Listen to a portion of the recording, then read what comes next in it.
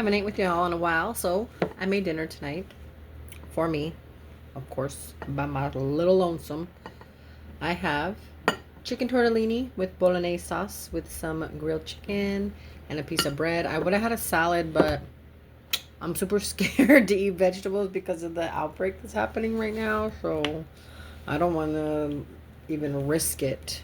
And they said lettuce is one of the worst things, so no thank you. Today was a pretty decent day. I worked, got off, went and got some groceries, went and picked up a couple things, came home, ate some dinner, fed the dogs. That's pretty tasty.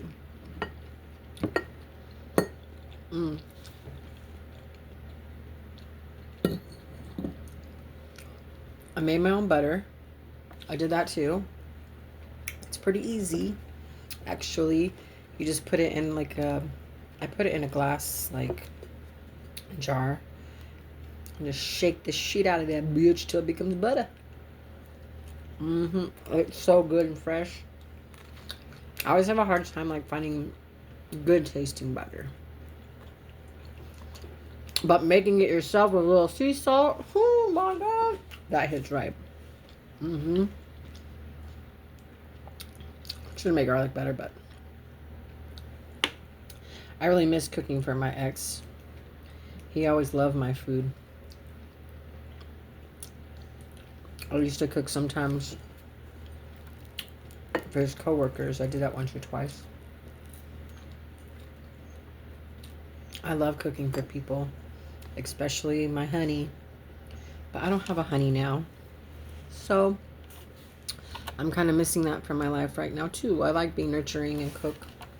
I don't have nobody to cook for right now, so that's a bummer. But what are you gonna do? Cook for you. That's what you're gonna do. It just really sucks. Like if someone were to say you're on good terms or bad terms, it's like his terms. We ended on his terms. Like no conversation, no nothing, just gone. His terms wasn't something I wanted. We didn't get to resolve anything, talk about anything. So did we leave on bad terms, good terms? We left on his terms. It's like it was his choice and I got the consequences, pretty much. But what are you gonna do?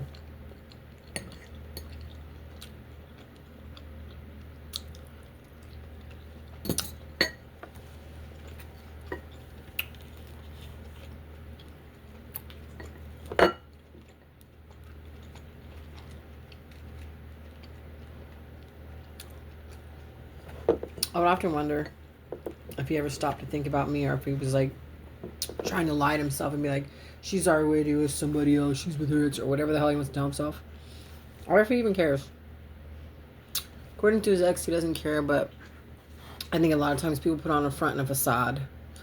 I think that he was speaking to both of us and he chose escape over accountability. I think he saw me as a responsibility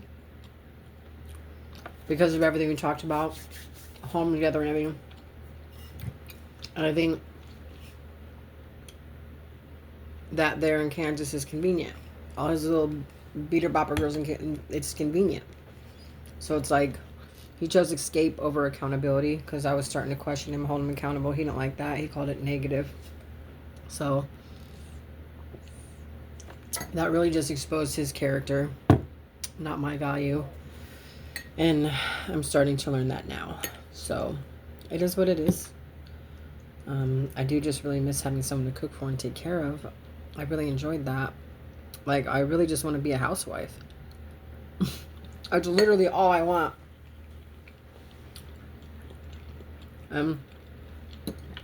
Instead, I'm a stay-at-home workaholic. And I just work, and then I get off and I do my little reselling business, and I don't really do much else. I mean, I live in Las Vegas. I'm gonna be out living it up every night. But all I really want is just to have my person, work towards a common goal, share experiences together, enjoy life, have vacations, go amazing places. It's like, I don't know why that's so hard to find, or why that's like the one thing that I'm like being denied in life. I don't even like to say it like that, but I don't know how else to say it. Like, if you've prayed your whole life for something and that's the one thing that you're not getting, what else would you call it? I don't know. But maybe it's coming. You never know.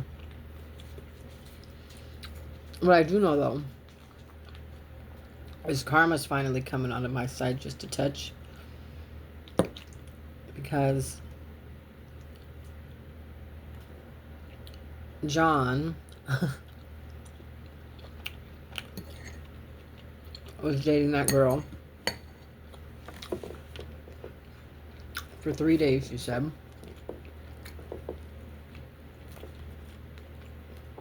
But he lied to her, especially about who I was.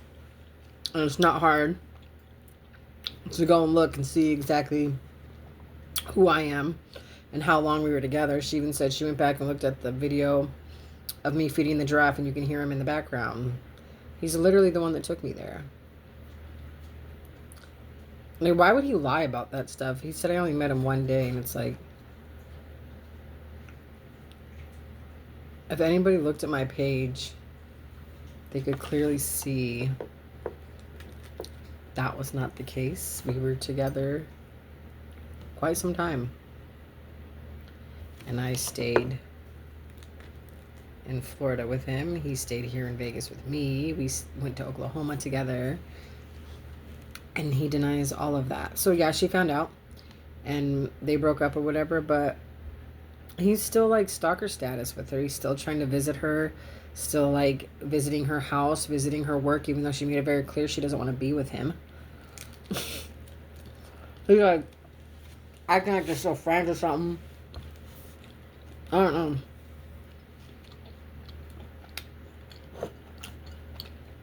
I guess he was like still texting her and stuff. Even though he knows we're not together. I guess maybe he was still trying to have a friendship, maybe. And then, of course, it turns to he's dying. Because he's trying to get her attention and get her to text him. So now he's dying. She still didn't answer him, though. And then he showed up at her work. So she had to, like, tell him, like, straight up, like, I don't want to be your friend. I don't want anything to do with you. And I just think it's funny. And it's really, like, karma got me on that one because he's, like, feeling my pain. Like, I don't know how much he really, like, cared for her or whatnot. As she said, it was only a few days, but maybe in his head it was, like, more than it was. But either way, he's reaching out to her and she's ignoring him. He's texting. She's ignoring him. He's trying to reach out and she wants nothing to do with him. It's like, that's exactly what I was doing. And now he's doing it to her and she's ignoring him. So I think that's a good little piece of karma. I love it. So there'd be sometimes where I would text him and he wouldn't answer. Or he'd be mad at me. So he'd be like, don't text me again or it's harassment and I will turn you into the police. Like, okay. So I think she kind of did the same thing. And I just think that is absolutely phenomenal. Because she, like, knocked his ego down a little bit. Like, you are not him. You may think you are, but you're not, bro. I was blinded by a lot. And I think that's because I don't live in the same town. Like she was saying, if I would have lived in the same town, I would have definitely had the ick. That's how she put it. I would have had the ick. Which is probably accurate. I didn't live in the same town, so he couldn't, like, creep up on me. Couldn't go by my job. Couldn't go, like, visit my home, couldn't go visit my sister's homes or whatever, because he never lived in the same town as me. So, and when he was here, he didn't have a vehicle to go anywhere, like my car. But so it's like, if I lived in the same town, I probably would have seen a lot. I would have seen that he don't have his own house. He lives with his grandma. I knew that, but he would never admit it. So, finally learned that's the truth on that one. And she does supply him with money. Like, they went to the casino, and just like me, he handed her 100 to put in the machine. So his grandma's still supplying him money. Or it's out of his fund or whatever you call it. I don't know what it's called. I would say trust fund, but it's not that. It's something else. Like, not a retirement fund, no. I don't know what it's called.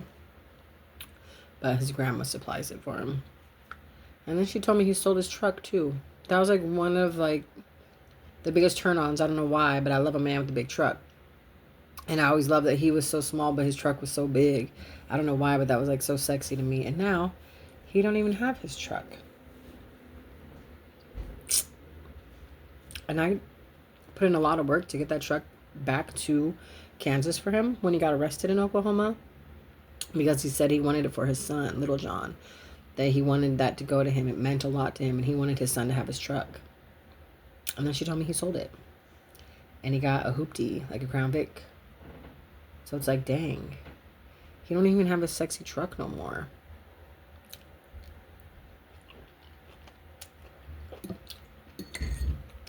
So now it's kind of like,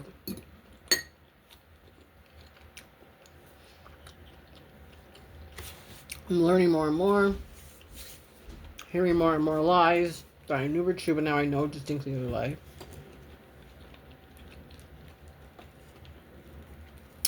And it just really helped me to, like, move along. Like, I literally, since that day of speaking to her and finding all that out, I literally have not had, like, a breakdown cry. Like, a breakdown cry session has not commenced since then. It's been like, oh,